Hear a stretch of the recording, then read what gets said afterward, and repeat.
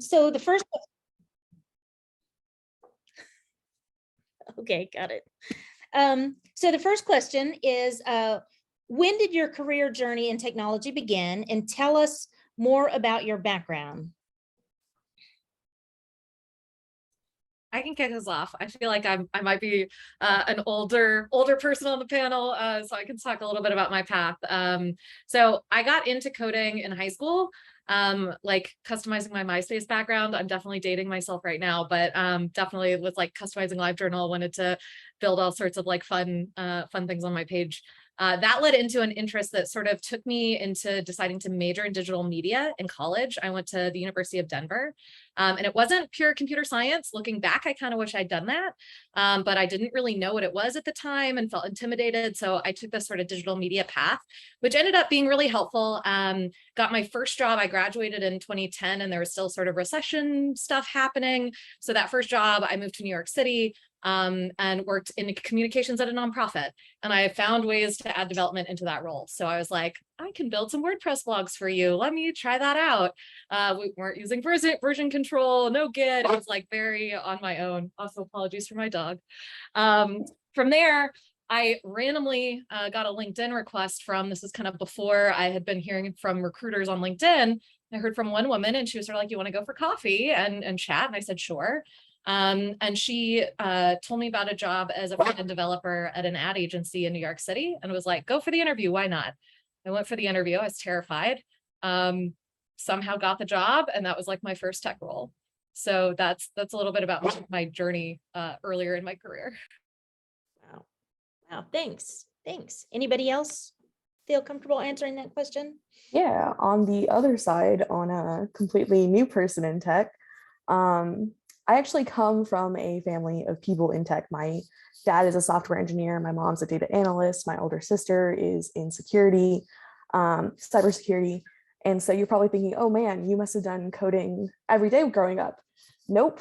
I was originally a music education major, played music my entire life, went to college for it. My first year was solely music education. And my parents wanted me to double major because, just in case, have a fallback. And that summer I took an intro to programming class. 1 week of it, 3 days, I went to my music counselor and I was like, I'm dropping music. I want to do programming. This is the best thing I've ever done.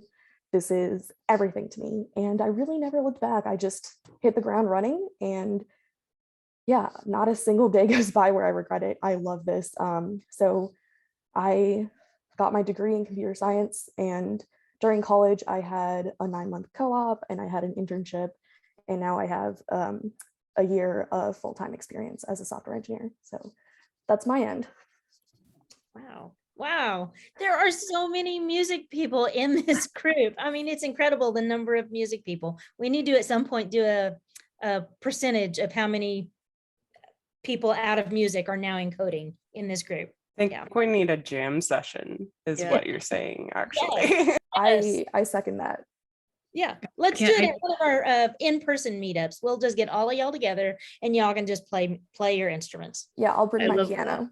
I love that. I can't tell you how many former like band teachers that I've met that are now converted to some sort of technology front end, back end position. I just noticed a huge overlap in music theory and programming.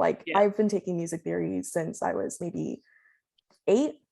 And so just the thought process behind music theory and the thought process behind coding are almost one for one identical. It's all math.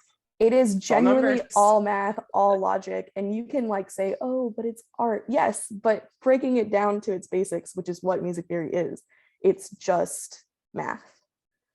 Yeah, engineering is just math with art combined, in my opinion. So, I was talking to Michelle earlier. I got my first internship because I was talking to a guy at a meetup about how a lot of programmers are musicians. And then after 45 minutes of talking about music and programming, he told me he was the CTO of that company and he'd like to offer me an internship. So you just never know how you're going to get a job, and some of those odd interests that don't necessarily mean they're exactly programming, those can get you some really interesting jobs too, if you have shared interests. So Yeah, 100%. I love that story. I love that story so much. You also don't have to be good at math. I was like one of those people who was like not a math and science person. I was very like English language arts, creative, like visual art, that side of things. And I was like, I never thought of programming for myself. I never thought computer science would be something I'd be good at. The logic and the design aspect and front end like totally clicked for me. So yeah, I love people coming from all different backgrounds. You can still be successful in tech, even if that's like not, you know, your main jam.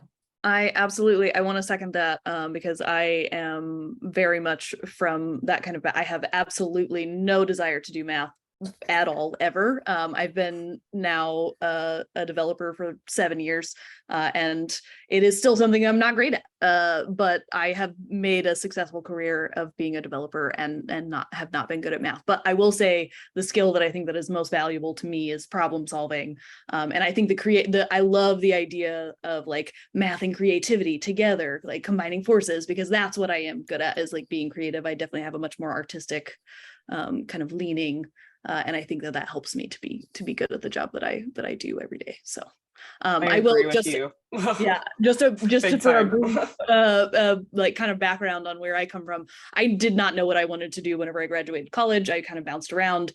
My mom will attest that I actually lived in a van for a while in Colorado down by the river before I finally decided what I wanted to do. There's a lot of Chris Farley jokes that you could probably make on that one, so please feel free. But yeah, so I actually ended up back in 2017 joined a full-time boot camp, front end specific, which I was so grateful to have a very focused boot camp to join. I feel like it's a whole nother topic that we could get into, but so I did the boot camp. I became a TA afterwards, so joined on and actually continued learning and was able to like teach the things that I learned, which was a fantastic way to kind of solidify the knowledge that I learned. And then did some contract work in between and finally got my first full-time gig, I would say probably about 8 months to a year after actually graduating. And I worked for that company for about 4 years, and I have moved on to become a senior developer at the last 2 companies that I've worked for. And like I said, have been in tech for going on 6-7 years now. So.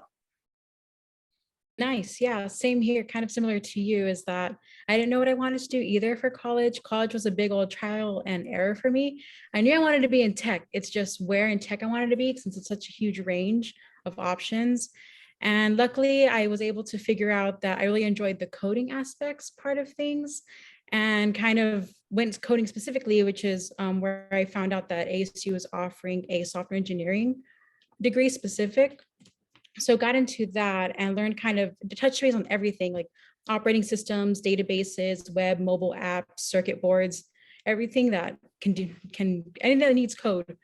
And then, was able to go to a career fair my junior year because they tell you your sophomore and freshman year, you can go for the experience, but as far as opportunities, they kind of will just brush you away because they need juniors and seniors for that mostly.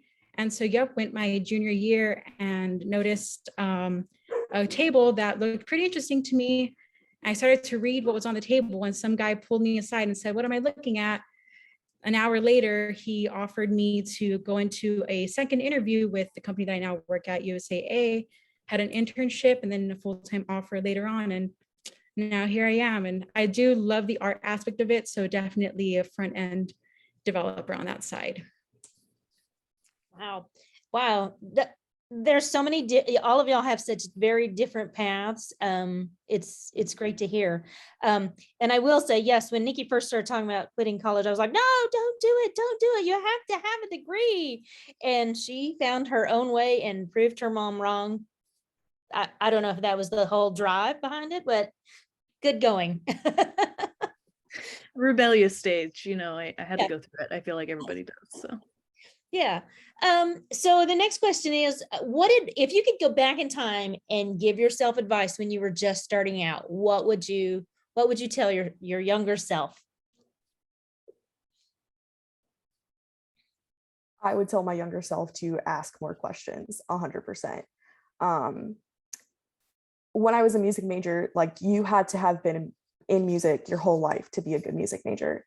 And when I switched to computer science, I still had that mentality of, oh, I'm so far behind everyone because everyone must have been doing this their whole life, just like in music.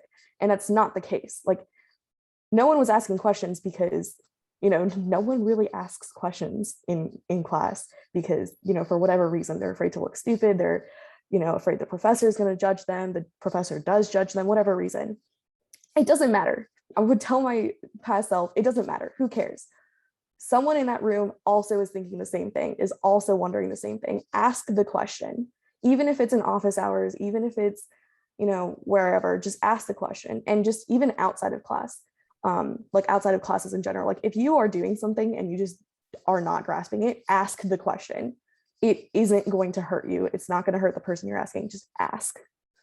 Yeah, that speaks very true to to something that I experienced, especially going through a boot camp and, the whole imposter syndrome. And, especially coming from a boot camp background, you look at all of these people with computer science degrees that have jobs and you think, how am I supposed to have learned all of the things that they learned in a 4-year degree in, 12 weeks. And so just to like on top of that, my recommendation would be just be comfortable knowing that you're not going to know it all. And even where I'm at in my career, I still don't know it all. I still regularly have to Google things, and it's not so much about knowing the language or knowing how to answer a question properly. It's really more about being resourceful, being a problem solver, and honestly knowing how to use Google. Like at the end of the day, knowing how to use Google effectively is one of the best skills that you could probably develop. So That's I a think great. I Go for it. sorry, I have definitely a similar vein. I think what I would tell myself is you don't have to be perfect. I think for me, and I think for a lot of women, I won't generalize and say everyone, but certainly for me, is very much like socialized to be polite and caring and thoughtful and quiet and not stepping on people's toes and not being bossy, right? And all of these things. And so I think for me, I always like wanted to do the right thing. I wanted to do the right thing the first time. And that's just like not going to happen in programming or in engineering or in your career or really in anything. And there's this great trick that I learned from a book that I will link in the chat that I love. The book is called Brave, Not Perfect. And it actually has a connection. I believe the author is part of like Women Who Code or Girls Who Code. Anyway, really great book. But she has this trick where you can say something like, I don't know how to do that, but you just add the word yet to the end. So it's like, I don't know how to do that yet. And it's a way to kind of reframe for yourself and think, how can I just put a positive spin on this and think about how I could grow, as opposed to like constantly berating yourself or being like, I just really don't know how to do this. I'm never going to know.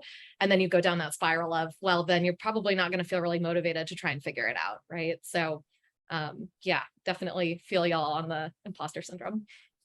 Same here. I was going to mention that I kind of agreed, like to tie it into the whole, like trust yourself more in the process. I definitely lacked that. I definitely was really hard on myself for that imposter syndrome. Also because I'm not only a first generation college graduate, but also a engineer. So didn't really have any of that kind of anybody to look up to growing up in that. So going through my journey, it really was hard on me to navigate my own difficulties. And I had to realize it's not because you're not capable, it's just you need to give yourself more credit for trying to challenge yourself to learn new things and learn new skills. So kind of going back and telling myself not to have that kind of doubt and think a bit more positive in that, hey, at least you're trying. And it's especially something that's going to be so different than what you're used to or what you've ever known. And then also not to be scared to jump into things, because it's kind of like you said too, that like Leslie was saying, you're going to fail, you think you can do it right so perfectly, or what the right way is, but you're not going to do that. There's so many things to get wrong, but there's also so many things to learn how to get right. So I've learned a lot in programming, and like this field is to fail fast. And I've learned that not just through like own personal experiences, but also through projects, just so that you know how to better succeed next time too. So I definitely agree. I love that. In my last job at Netlify, I was managing a growth engineering team, and I'd like never done growth engineering. I didn't really know what it was. It felt like a hack, like I don't know, a Twitter weird thing. Anyway, I learned a ton about it. And one of the main things I liked what you said, Stephanie, because it was about the whole idea of it was kind of to fail. It was like build something really quickly, get it out in the world, have analytics tied to it so you can measure the success of whatever you're testing. For instance, let's change the color of the upgrade now button. Let's see if changing the color actually drives more conversions, right? But what you learn, even when you fail, you actually like, the goal is not to be successful. The goal is to get enough learning that you can keep trying and eventually figure out where that success is. So I love that mindset. Wow, that is a hard concept to accept because I'm terrified of failure. Terrified of failure. I like to think of failure like you're never gonna really learn something until you fail at it, because you don't know what you don't know until you fail at it, really. And what is failure other than just you didn't know something? And how can you really beat yourself up because you didn't know something? There's only one way to go after that, and that's up. You can't get worse. You can't know less. It's only failure if you don't learn from it, right? Yeah. It's only failure if you Exactly. like make the same mistake multiple times. That's when Yeah. it's like, okay, maybe you got to do better next time. But It's like, yeah. have you guys seen Meet the Robinsons? I know it's like an older movie, but like the kid fails and like the whole family celebrates the failure and they're like, yay, you failed. And I'm like, nice. Yeah. I like that. Yeah, if more families could do that. Yeah. So the next question is, how much do you think the industry has changed since you joined, since you got into it? And I know some of you are fairly new, but there's a couple of you that have been in for a while. So, and those of you that are new, y'all can still chime in too. All right. I feel like I'm old. I'll start us off. I think now it's more competitive than it used to be in a lot of ways, which isn't meant, I don't say that to discourage anyone who's newer, but I definitely think that with boot camps and with more people, like rise of Facebook, right, which feels old now, but like as that got bigger, computer science and coding became a cooler thing or a more interesting thing that more people knew about. And then I feel like it helped grow the field, which isn't a bad thing. Because ultimately, I think that there's also a lot more emphasis on diversity, inclusion, and belonging in the tech industry as a whole right now. And I think that's amazing on so many levels because it's good for the products and technology that we're building. It avoids bias being baked into the decisions and the algorithms that we create and put out into the world. So like amazing good things are happening there, but also it means for people who are entering the industry or trying to break in, it's a superpower, right? Like, and it's okay to use that to your advantage in some ways, right? Like people and hiring managers, which I am one of, want to build diverse teams. So if you are a woman, if you are of any underrepresented background, it's not that, you know, you're going to get a free pass, but like companies want you, they want to have those diverse and different perspectives from different backgrounds to be on the team. And so I think that can be like a really positive thing. It wasn't really like that when I joined. I didn't hear a lot about diversity. I was very often the only woman in the room, and felt like I had to be kind of quiet and meek. And it's amazing to see that that's shifted so much. On the tech side, front end moves really fast, so it's exhausting how quickly. I know React has like been around a while. There's some technology that has some staying power, but just things shift a lot, and that's the other thing that's probably changed the most. Yeah, I think I'll kind of second both of those points. Honestly, yes, I would agree that it has definitely become a lot more competitive with where we're at in the economy, with where we're at after the pandemic, and everybody moving to like looking for work from home careers, and you know we're in a very interesting time, I feel like. So yes, the industry has definitely become a lot more competitive. There's a lot more boot camps that have been popping up and a lot more people attending boot camps. But all that means for you is that it is more important now than ever to spend the extra time to develop a portfolio and develop a body of work that really showcases what you're capable of doing. And so spending time building things is the most important thing that you can do for yourself right now. Have something that shows what you can do for employers to look at. Secondly, yes, the tech industry itself and the technology itself is always changing. But speaking from my own personal experience, yes, React is the language that JavaScript, React is the language that I learned originally, and it's still the language that I use to this day. And we're talking 5 years, 6 years, you know, in the future. So while it is always changing and it is good to keep up with the most cutting edge technologies, if you want to get in, I would highly encourage picking something and learning it, especially a language that has been around for a while or that you know is going to be around for a while. Pick that language and go as deep as you can on that language rather than trying to spread yourself thin on a bunch of new technologies. Because honestly, unless you're working for an agency or you're working for a brand new startup, the product that they have is going to have been built 5 years ago. So whatever the popular language was 5 years ago is what their application is going to be built in. So like I said, it's not going to do you any good to be the most fluent in the most up-to-date language if you're looking at companies that are, you know, even more than 2 years old. So. And I think you just touched a great point also, because what you and Leslie were both saying, like, because it's become more competitive, more in-depth, there's much more range. Before, to me, it seemed like a little black box and you only went to school or you had somebody that knew and to teach you. Whereas now there's so much to do, there's so much competition, there's so much to learn, which you kind of hit that nail too by saying, hone in on that language, hone in on that craft, because once you get the fundamentals down and the base of it and the foundation, you can kind of migrate that into other languages and other areas. So kind of getting the basis with like data structures and object-oriented programming and stuff like that really helps. And because it's such a wide range now of learning, thankfully now you don't have to just rely on school. You can rely on boot camps, on websites, YouTube, Udemy. But with that being said, if you Google how to program, you're going to find so many resources with so many languages. And it's like, first of all, what's even Java? What's even Python? What's C++? What's C# and C? What are all these C's, you know? So kind of, if you look how to program using Java, how to program using Python, then you can kind of hone in on what that path is going to look like. And then you just need your energy and resilience to kind of guide you through. Thank you.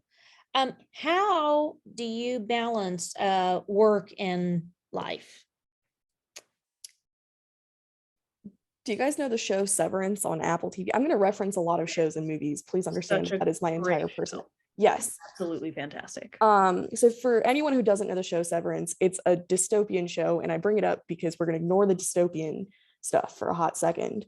The premise is these people get like severed, quote unquote, where when they go into work, they only remember their work life. They don't remember anything about their private life, their home life. And then when they leave, they forget everything about their work life and they don't even know their coworkers or anything. It sounds really, really extreme. I'm not that extreme, but I take that kind of approach where, okay, once my work is done, once I've done, you know, what I needed to do in the day, whether that's 8 hours or a little over 8 hours, I try not to work too much overtime at the moment because I'm still just 1 year. I don't need to, but also like, I want to make sure I have that life outside of work. It's go see my friends, read a book, get away from my computer, just get up off my desk and go somewhere else, anywhere else. And don't talk about work. Just don't talk about it. We've talked about work 8 hours of the day, 5 days a week. Talk about anything else. So that's my approach to it.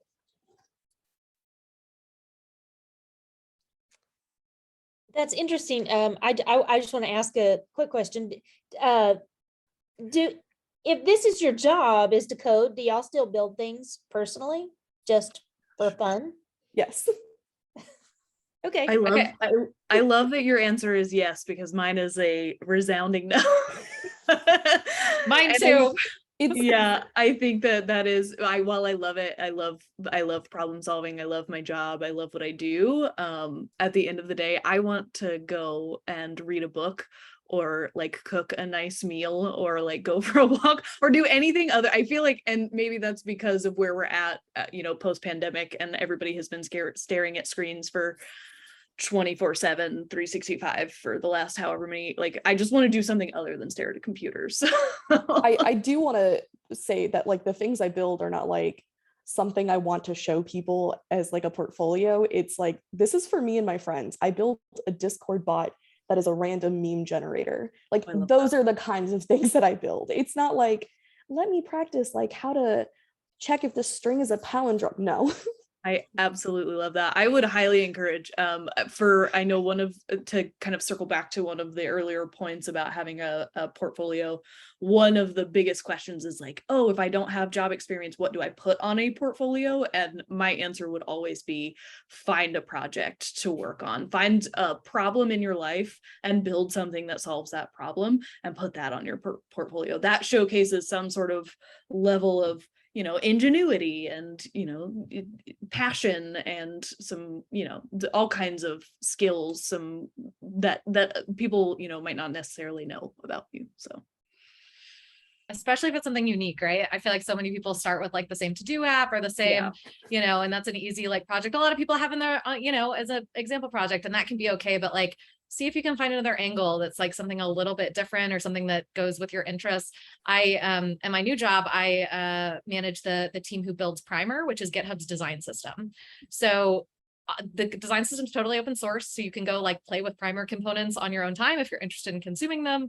But like, that's how I wanted to start to learn how to use the components. And I was like, well, what am I going to build to like learn how to use these components? I was like, I'm really into board games. So what am I going to do? I'm going to build my own library of my own board games so that I can query, right? I have a little search field and I can say, all right, I want a game that fits 5 people, that's only going to take 30 minutes, and that's strategy related. Yes. And it will tell me which game in my collection I should go use, right? So those sorts of projects are really fun, but having things that kind of make you stand out that aren't kind of the same project everyone else is trying can be really helpful.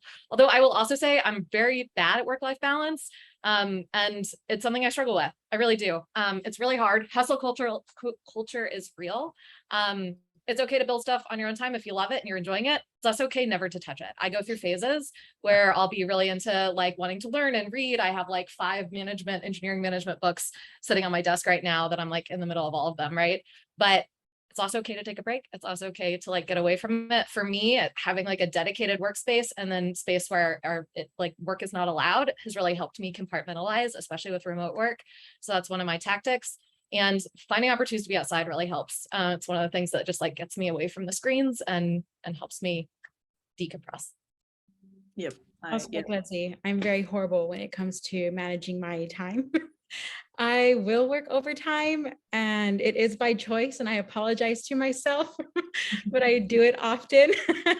And I guess I would take my work home with me because I do try to code after work, although my fingers will go on strike and they will not want to continue. But I do take up those opportunities to kind of leverage my skills more. Like I'm trying to get into security. So I'll do like Udemy classes there. I'm also an accessibility champion. So I'll do more classes and more research on that as well. So I try not to take it home with me, but it just so happens that work and my personal life blend. So maybe I can clock it and tell my manager, you're going to pay me no matter what. No. I do need that balance though. I'm a product of burnout. Like one of the reasons I left music was because I was so burnt out. Burnout is real, just like the hustle culture. And with hustle culture comes burnout. And there's nothing wrong with hustle culture. Don't get me wrong. Do your hustle. Do what makes you happy. But understand that like what was being said earlier, like take a break. Make sure you take a break, because you can take your break and you can go back to hustling and you can take your break. But once you get that burnout, it could take years to get over. And like I haven't played piano in 5 years now because I'm still burnt out from it. So like, yeah, like that's why for me, my work-life balance is really important to me, because I know what it feels like firsthand. So that, yeah, I just wanted to add that one in there. Careers are long, right? Careers are long over many years, and it's a marathon, not a sprint. So you just got to pace yourself. When you're feeling really inspired, go for it. If you need to take a break, give yourself that time and space. Also take PTO. I'm a manager. Seriously, take your PTO. Take it, all of it. Yeah, it's there. Take it in chunks, big chunks. Sure. I do think that post-pandemic it's been, and the work from home environment has made work-life balance a little bit harder, but also now that I feel like I'm settling into it, I have been able to kind of find the balance a little better. But I think initially it was very hard to separate. I mean, I'm working from my bedroom right now. And so when you feel like you spend all day in the same room, it can feel a little bit like a prison. So finding those times in the day where you can step away from the computer, I've gotten to where, you know, I block my calendar off from noon to 1. I go take lunch, I go to the gym, and then I come back and I'm ready to work. But that gives me that like time away that makes me feel like I am working a normal schedule. You know, I stop my clock at 5 o'clock or 5:30, you know, no matter what. And I step away from the computer, the hands off, because you just really need to kind of define those boundaries for yourself, and take that time for yourself, because while a job does pay your bills, it is not everything, and it is not your entire life. So you shouldn't dedicate your entire life to your job. So Krishna, I am just so sad you haven't touched a piano in 5 years. That is absolutely my favorite instrument of all time. It's mine too. So I play piano, viola, and percussion, and I used to write music as well. Hence music education. Yeah. Yeah. But like I've competed every year since I was 6 Wow. till I was 18. And then college was just more competition. And so no, I just, because like when you're in that mentality of like everything's a competition, even when it's not a competition anymore, when you go back into that environment, like when I sit back on that bench, my mindset gets back into competition. And it's not a healthy mindset to have for like multiple years. So yeah. Well, I hope that love eventually is able to come back. Me too. Are any of y'all mothers? No? Okay. Then this was about, there was a question about how do you handle the challenges and being a mom, but we'll just go on to the next one. So did you face any challenges being a woman in tech, and how did you manage to overcome them? Yeah, I think I can answer this. I definitely have experienced some challenges being a younger woman in tech. Tech is very male dominated and always kind of has been. I do feel like that tide is turning and we're kind of showing up in force, which I'm super glad about. But yeah, I look around and I don't see a whole lot of women in positions of power, which can be discouraging, and can be hard for you to kind of like find your voice when you don't feel like you have a whole lot of representation. And so yeah, I've definitely struggled with, and I know that many women struggle with, you know, confidence in negotiating salaries or asking for raises, or, you know, even just speaking up in meetings and feeling like your opinion is heard and validated, and respected. And so those are definitely things that I've experienced. Even being a senior developer, I mean, I can speak about a project that I'm actually currently working on where I'm working directly with, I'm technically like the lead on the project, and I'm working directly with an older male, and I feel every time he has a disagreeing opinion with mine, that my opinion is somehow less valid than his, even though I am technically the lead on a project. And so it's really just kind of struggling with that my own internal emotions about how I feel about myself and how I feel in relation to my career. So yeah, it's hard. It's a struggle, and it's a skill that you have to just kind of learn. And I have been very fortunate to have people in my life to kind of encourage me, and help me to grow in those areas. So it's something that I think that you never really kind of grow out of, though. And you're always working to be better about.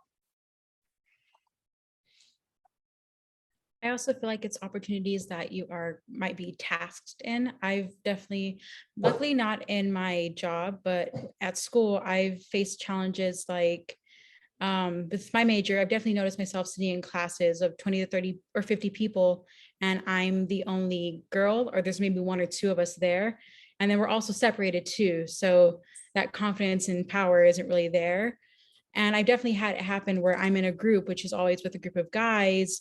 And it's been happened in some handful of times where they get tasked all the actual work and I'm tasked with the presentation or the demo or the design aspect of it.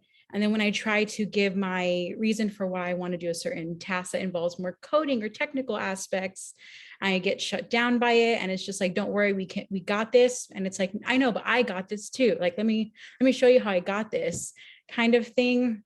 Luckily, I haven't had that with work, but I've definitely had that in school. And just something that I kind of learned is you can't really change the way somebody is, or you can't really change how somebody acts, but you can change how you're being treated.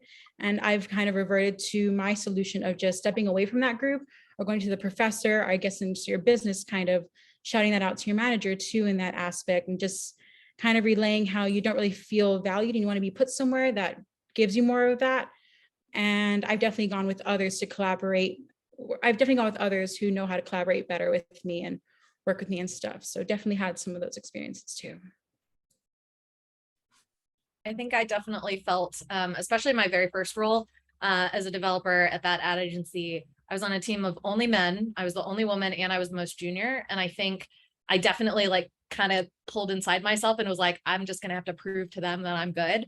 And that was really my mindset. I don't know if I'd recommend that because I think it also put a lot of pressure on me to perform in a certain way. But it felt like once I did knock that project out of the park and I delivered, I suddenly won their approval, I guess, which shouldn't have had to earn that, but I did. And as soon as that happened, it became a lot easier to work with them. Again, not recommending that anyone try to do that for themselves, but what helped was actually speaking up a little bit more instead of kind of pulling into myself and just trying to be meek and like just get the work done. It was like, get the work done, but also don't be afraid to say, I'm not sure how to do this, or can you help me with that? Or, you know, conversely, I don't agree with that. You know, have you thought about it like this? Or, you know, just getting in there and kind of sparring. And I felt that I got more respect when I engaged a little bit more. A little later in my career at Netlify, I think I really struggled because I thought I wanted to go on this management track. And I had a more senior female engineer actually on the team who was like kind of disappointed in the fact that I was kind of interested in this management path. She was she basically told me, Leslie, you're an amazing engineer. Like, we need more women engineers on the engineering path. Just because people say you have good soft skills doesn't mean you have to go be a manager, right? And I appreciate that she said that because it really did make me think again about whether or not I was only going into management because I naturally had people skills, which is very often something that people assume that women have because they're carers or for whatever reason. So it made me think twice, and I stayed as an engineer a little bit longer than I probably would have otherwise if she hadn't said that. And I actually think it was helpful for me to do that. It helped me validate that I really like personally felt more fulfilled being that multiplier and seeing other people succeed and like help lift them up and come along and learn was like really gratifying for me. And I was able to like really see that before I made the move into management. So sometimes people's perspectives can actually help you kind of grow if they're, you know, hopefully not keeping you down too much, but that's kind of been my story. I have a little bit different experience in this. I was just like the way I was raised, I was always told like never let your gender be a reason like people judge you differently. So I took that to heart. And so I never went into like into these things thinking, oh, they're treating me differently because I'm a girl. So a lot of the time I completely missed the fact that like there's probably multiple points in my life where I completely missed the fact that I was being treated differently because I was a girl. But it really hit me in college. Because in CS classes, those guys can be ruthless. In engineering classes, period, guys can be ruthless. Not all guys, you will find some really nice ones, but there are some guys in there who are just like, oh, I know everything, and it's because I'm a man. And I have always been a very outspoken person. My mom tried to make me one of those like, just be meek and like listen, and I didn't take it. So when I got into those situations where these guys would try to convince me that they're better than me only because of gender, because that's what they would do, I would just say, okay, and I'd walk away and I'd prove them wrong. Like there's nothing that like proves, like there's nothing that ends that situation faster than proving them wrong. And that's like getting a better grade, doing better in classes than them, like answering a question right when they got it wrong. Just like not doing it on purpose, just be your authentic self. You trust yourself and know it because you do know it. And so that's just how I did it. Like someone said I can't do something, and I was like, cool, I'm gonna go do it anyways, and you're gonna sit there and watch, and you can be sad about it, but I'm gonna go do it. So that's how I did it. That's so inspirational. I feel that was amazing. Also, don't be the only person who takes notes. Women very often are the people taking the notes. Don't be the only person taking notes. Do a rotation. Make other people on your team take notes. Can I interject something here? Because I actually have something to add to this. So I come from a family of engineers as well. My dad is an engineer of like 35 years, and my brother was also an engineer before he retired. He sold a company in 2014 to Google called Dropcam, which is now called NestCam, which you've probably seen at like Home Depot and Target and all the other places. And he and my dad were actually the ones that encouraged me to get into tech. And I was a photographer, Krishna, and I got burned out and have a photography degree, not an engineering degree. But my brother is the one that told me, hey, you can do this. And he's one of the most successful people I know. There's been plenty of people that I've run into that have told me that I can't. And I'm like, who are you? You pale in comparison to this human being that has been wildly successful. And your opinion basically means nothing in comparison. So, and it's not just because he's my brother, like he seriously has done it. He did it at 27. He was on Forbes 30 under 30. Like he is way more successful than you'll ever dream of being. So you just can't let the haters get you down. And remember that haters are just groupies with a different agenda. So, they're probably following your every step, and you just have to continue to be successful and prove them wrong. So. And I love what you said. You said, who are you? And I'm like, exactly. Like, who are these people? They're nobody to you. They're just wanting to make themselves feel better. For why? For why? By and large, they're all insecure, like overcompensating. And that's true for anybody. That's not just somebody that happens to identify as male. Like that goes for if somebody is treating you like that, they have issues in their own life, and they don't deserve your attention. So keep doing what you're doing, focus on your goal, and you'll get there. So I learned a really fun fact today that I did not previously know, but apparently pre-80s, 90s engineers before the dot-com boom and like the whole rise in technology, most engineers were actually women. And a very notable woman who actually was an aerospace engineer and actually helped launch Apollo 13 was actually the mother of Jack Black. So if that encourages any women out there, you can be an aerospace engineer and also give birth to a really hilarious, fun, loving character. So you can have it all as a woman, I feel like, and that should be super encouraging, I feel like. And also we should take back our roles as engineers. And the turning point in the 80s and 90s I learned was due to mostly gaming. Gaming introduced the world of programming to a lot of males, which is why they kind of were like spurred into like thinking that it was a male dominated field. Anyways, so that's a whole other topic, but I thought that was a fun fact that I would share with you guys. I'm gonna call my mom and tell her it's flipped and be like, Mom, you're my Jack Black, I'm your engineer.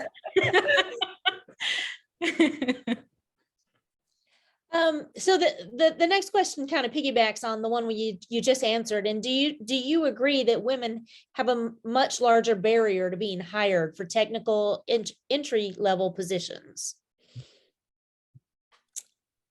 I feel like this is a tough question, and I can only speak from my own personal experience. And I feel like technology and tech industry specifically has turned kind of a corner on this, and I feel like we're doing a better job of at least trying to encourage minorities, females, to be a part of the tech industry. What I would say is I feel like there's less of a barrier to entry as there is a barrier to equality.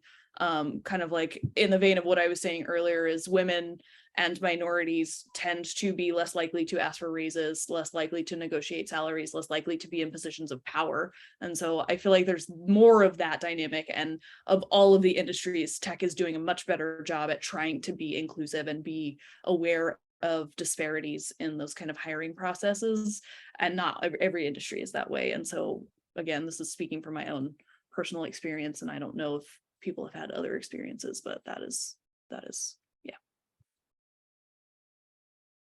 Thank you. What can be done to engage more women to work in tech?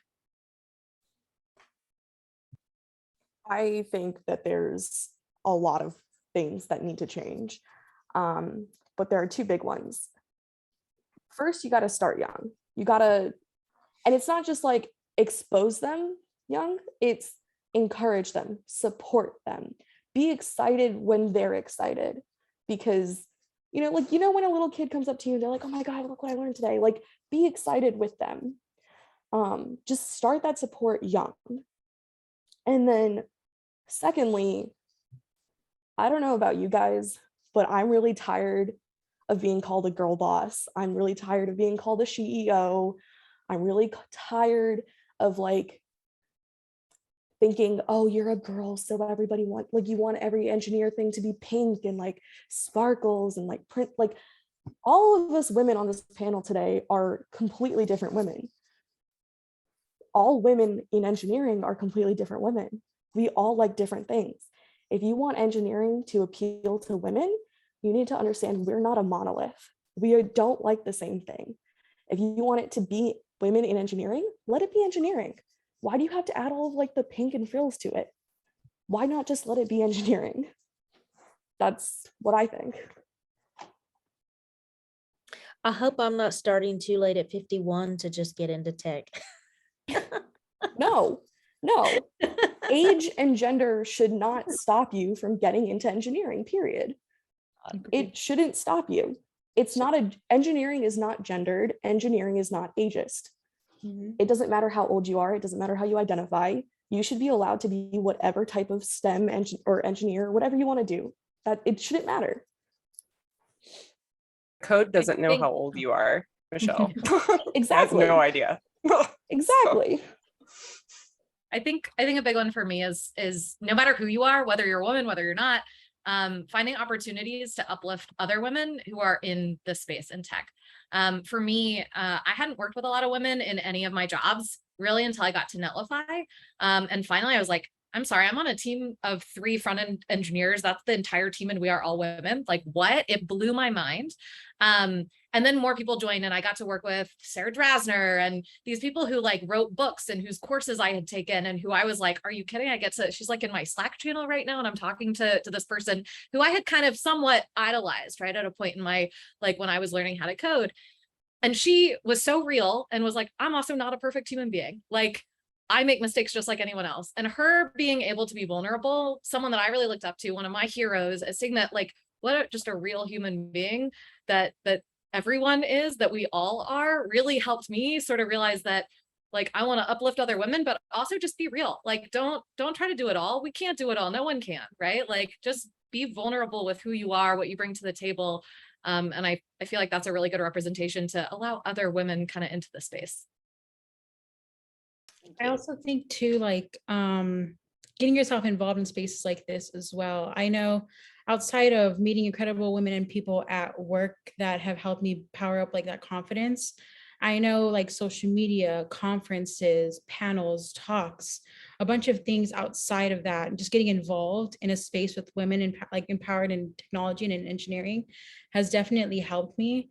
So kind of like how Krishna was saying, I think you need to have these talks and these things to share to kind of have that be that opportunity of like that inspiration and to that audience so that you can kind of have them see that representation being shown through us. You can see that influence being shown that we're all kind of hitting notes on. So I definitely think kind of getting involved too as well in a lot of different spaces, especially that may have a lot of more women engineers or just people that you can resonate with to help you kind of build that power through. Yeah, visibility and representation 100% makes a difference all the time. Well, I've got 3 questions that came in from people that are here. And I know we're kind of running out of time, so I'm going to run through them real quick. And if maybe 1 or 2 of you would answer, one of them, and we can get through them. In your experience, is a traditional 4-year degree in computer science or a similar technology field required to truly thrive as a woman in tech? What does it take for someone with a non-traditional education, such as coding bootcamp, to excel in this industry? I would love to take this one because I feel like I identify very much with this question. And I would say absolutely not. You do not need a computer science degree. You do not need to have a degree of any sort. What you need is a passion for continuous education and continuous learning. You need to know what your learning type is and how you learn best. You need to be constantly seeking advice and be able to grow and take constructive criticism well. And yeah, I think that that in general are skills that you need in order to be successful, for sure. Great, thank you. And I've been working, someone says, I've been working in cybersecurity for almost 3 months now, and I find it to be very stressful. What advice would you give to women who are brand new to the tech field and are feeling overwhelmed in their new roles? The best thing that happened for me was I found a mentor. I found several mentors. Adrienne on this call, I consider a mentor to me. She's the reason that I became so active in the community at USAA. She's the one who pushed me. She's the one when I'm feeling overwhelmed, when I am having a day where I'm just like, I just can't do this. Like, I talk to her. I also talk to Stephanie. Stephanie and I are very close. I consider her a great friend.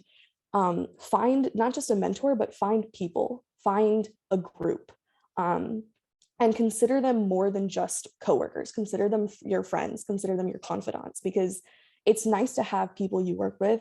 It's even nicer to have friends you work with that you can go to when like you're having this kind of struggles, because they're going to know as well, like, hey, oh my God, I'm stressed out too. I'm doing the same thing. And this is just so much for me. And you guys can help each other out by like kind of just talking about the same issues. So that's my advice on that one. That's great. I want to add on a really practical note, another way to think about this is how can you break down the problems and how can you iterate towards a better solution, right? It can be really overwhelming to try and say, I have to build this whole thing and like, it's really complex and I don't understand how all the pieces go together. So try and take just one little snippet of what you need to do and see if you can build a plan by looking only at a small bit and build up to where you need to go. It's okay to ship something that's not perfect the first time, right? You're going to learn and you're going to get better and you're going to do it again. So that's one way that's helped me in my career slow down a little.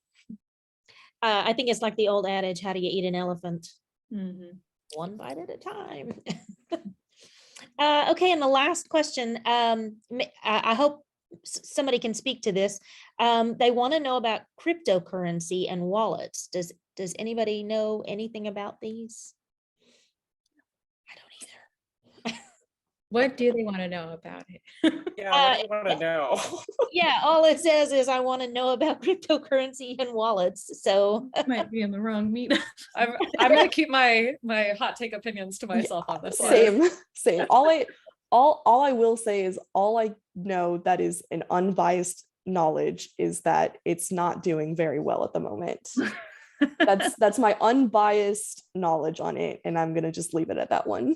I believe if you do want to get into the technical aspects of it, stay away from the currency trading and go into Web3 learning and beef up your JavaScript skills to help you with that. Because worst case, it fails through. You just learn JavaScript and you're a front-end developer, baby. I know some people that are in that space, so I can kind of give a little bit of, so a wallet is like is a hash. It's an identifier for you that's anonymous, so you don't have to give like your actual identity into Web3. Web3 is just basically a decentralized Web2, which was, we had Web1, which was just publishing, Web2, which is publishing and like the user could kind of interact with the content. So like Facebook is a good example of Web2. Web3 is going to be you own your own data instead of like Facebook owning your data and stuff like that. There's a lot of different types of cryptocurrencies. The big one is Bitcoin. The next one would probably be Ethereum. They have values and they kind of fluctuate, kind of like gas fluctuates. Gas has a value. Do I agree with a lot of crypto stuff? Maybe not, but yeah, Learn Web3, Solidity JS is probably the framework you want to look at for smart contracts for the Ethereum network.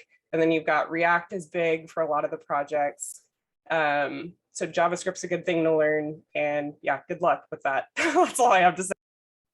It's all built on the blockchain, which is a data structure. And I would say like start learning about like the basics of like why it's become a thing. What is blockchain as a data structure will help you understand like why this has even become such a big area. And then I loved all of what Kimberly just said as well. That's like, I think, good building blocks.